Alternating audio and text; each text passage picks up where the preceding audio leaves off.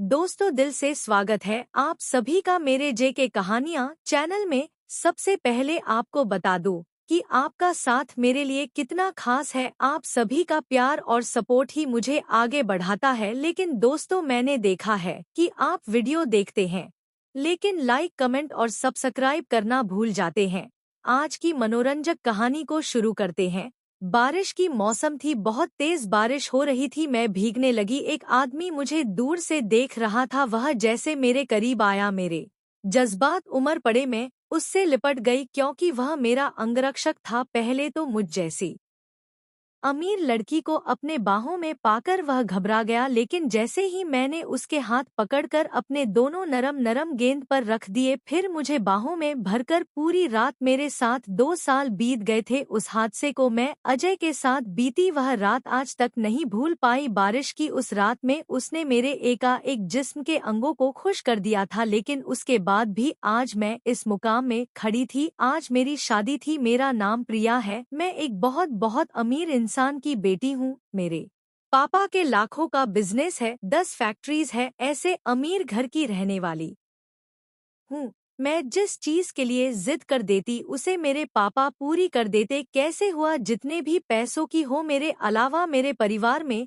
मेरा एक भाई था। जब मैं पैदा हुई थी तब मेरे पापा ने लाखों रुपए खर्च किए थे। मैंने कभी गरीबी नहीं देखी। आज तक मैंने अपने घर वालों से जो कुछ भी मांगा था मुझे मिला। बचपन में कीमती खिलौने, बड़े होकर गाड़ी बंगला, क्या नहीं था मेरे पास। बस एक चीज की कमी रह गई है, प्यार करने वाला पति। मुझे मेरा प्यार नहीं मिल पाया। मेरा प्यार मुझसे जुदा हो गया। एक वही चीज है जो मेरे घर वाले मुझे ना दे पाए। पर क्या एक रात में कोई किसी से इतना प्यार कर सकता है? हाँ, कर सकता है। क्या होगा अगर एक रात में वह पल संजो लूं जिससे मैं जिंदगी भर यादों के सहारे जी सकूं? आज मेरी शादी हो रही है, लेकिन अपनी मोहब्बत से नहीं, बल्कि मेरे पिता के पसंद के एक लड़के से। मैं अजीत से शादी नहीं करना चाहती थी। पिछले 2 सालों में मैंने अपनी मोहब्बत को हर जगह ढूंढा। मैंने अपने पापा से भी कहा कि मैं किसी और से प्यार करती हूँ, लेकिन हमारे समाज में शादी एक समझौता होती है। एक बिजनेसमैन की बेटी दूसरे बिजनेसमैन के बेटे के साथ शादी कर दी जाती है ताकि उनका कारोबार और मजबूत हो सके। मेरी शादी भी एक ऐसा ही समझौता है। आज मेरी शादी अजीत से हो रही है। एक ऐसा दिन जो हर लड़की के लिए खास होता है, लेकिन मेरे लिए यह एक अभिशाप बन चुका है। मैं अजय से प्यार नहीं करती। मेरा दिल तो रवि के लिए धड़कता है। 2 साल बीत चुके हैं, लेकिन मैं उसे भुला नहीं पाई। उसका चेहरा मेरी आंखों के सामने घूमता रहता है और हर सुबह उठते ही मैं उसे ढूंढने की कोशिश करती हूँ। कभी कभी मुझे लगता है कि मेरे पापा ने उसकी जान तो नहीं ले ली, या फिर वह आसमान में चला गया। मैं चाहती थी कि इस मंडप में कोई चमत्कार हो जाए, रवि अचानक आए और मुझे अपने साथ ले जाए। मेरे पापा ने इस शादी पर करोड़ों रुपए खर्च किए हैं। शादी में आए सभी रईसों के चेहरे पर खुशी थी, लेकिन मेरी आंखों में केवल उदासी थी। मुझे समझ नहीं आ रहा था कि मैं अजय से कैसे प्यार कर पाऊंगी। ब्यूटी पार्लर की लड़की मुझे सजा रही थी, लेकिन मैं 2 साल पहले की उन यादों में खोई हुई थी। ठीक 2 साल पहले, जब कुछ गुंडों ने मेरे पापा को धमकी दी थी, तब मेरे पापा ने मुझे बॉडीगार्ड लगवा दिया था। लेकिन रोज बॉडीगार्ड के साथ कॉलेज जाते जाते मैं परेशान हो गई थी।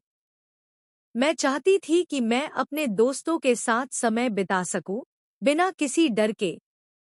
इसलिए एक दिन मैंने बॉडीगार्ड की आंखों में धूल झोंककर दोस्तों के साथ मस्ती करने का फैसला किया। मैंने यह सोचकर अपने फोन को स्विच ऑफ कर दिया और डिस्को में चली गई। वहां डांस और मस्ती करते करते रात के 12 बज गए। तभी मुझे एहसास हुआ कि अब घर लौटना चाहिए, लेकिन मेरी किस्मत में कुछ और ही लिखा था। जैसे ही मैं डिस्को से बाहर निकली, कुछ गुंडों ने मुझे घेर लिया। वे मुझे जबरदस्ती अपनी काली वैन में ले जाने लगे। उस समय मैं किडनैप होने वाली थी और नशे में होने के कारण मेरी आवाज भी नहीं निकल रही थी। तभी मैंने उसे पहली बार देखा। वह अचानक वहां आया, जैसे किसी फिल्म का हीरो, और उन गुंडों से भिड़ गया। उसने मेरा हाथ पकड़कर कहा, मेरे साथ चलो, तुम्हारी जिंदगी को खतरा है। मैंने बिना सोचे समझे उसका हाथ थाम लिया और दौड़ते हुए उसकी गाड़ी में बैठ गई। वह गुंडे मुझे छोड़ने के लिए तैयार नहीं थे।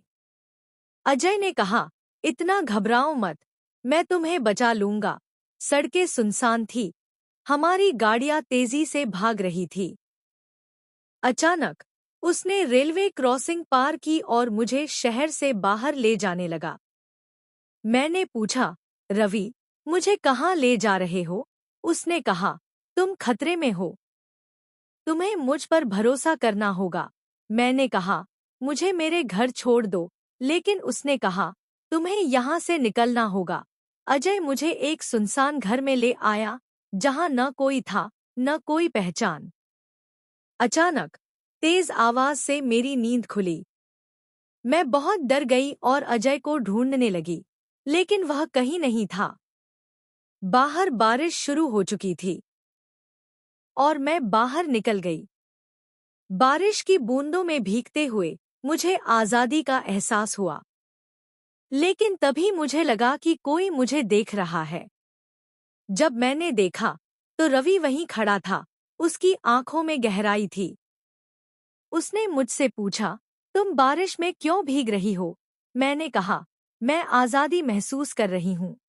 हमें एक दूसरे के करीब आने का एक पल मिला। मैं उसके पास गई और हमारी नजरें मिली, लेकिन तभी वह मुझसे दूर होने लगा, जबकि मेरा मन चाह रहा था कि मैं उसे पकड़कर अपने पास रखूं। हमारी आंखों में एक जादुई आकर्षण था और उस रात हमने एक दूसरे को खोज लिया।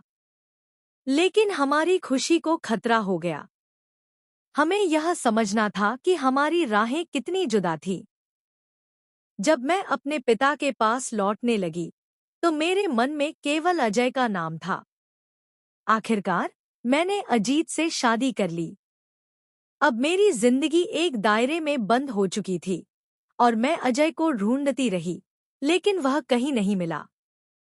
शादी के बाद मैं वहीं खड़ी बिल्कुल कांपने लगी। अब मेरे पास कोई रास्ता नहीं था, मेरी सारी उम्मीद खत्म हो चुकी थी। अब एक ही रास्ता था, मेरे पापा ने मुझे विदा कर दिया था। काफी भारी मन से मैं ससुराल आई थी। ससुराल में उनके रस्मों की वजह से अजीत से बात करने का मौका भी नहीं मिला था। सुहाग रात की सेज पर बैठी बैठी मैं अजीत का इंतजार कर रही थी और यही सोच रही थी कि आज मुझे एक ऐसे इंसान के साथ एक होना पड़ेगा जिससे मैं चाहती तक नहीं हूँ। पर मेरे दिमाग में कुछ और ही ख्याल आया। मैंने सोचा था कि अजय को फंसाकर उसे नाजायज रिश्ता बना लूंगी। अजीत मेरे करीब आ गया। मैं घूंघट ओढ़ी सर झुकाए बैठी थी। मुझे उसको देखने में भी कोई दिलचस्पी नहीं थी। उसने मेरा घूंघट हटाया तो मैं नजर झुकाए बैठी थी। उसने मुझे एक महंगी सी डायमंड की नेकलेस गिफ्ट दी। मैं मन ही मन सोचने लगी, इस नेकलेस की जगह पर अगर अपने बॉडीगार्ड को गिफ्ट कर देता तो मैं ज्यादा खुश होती। अजय का ख्याल आते ही मेरे जिस्म में आग लग रही थी। मैं सोचने लगी, ना जाने वह कहाँ होगा जब मैं अजीत के पास बैठी थी। मेरा मन केवल अजय के बारे में सोच रहा था। क्या कोई चमत्कार होगा? क्या मुझे फिर से अजय से मिलने का मौका मिलेगा?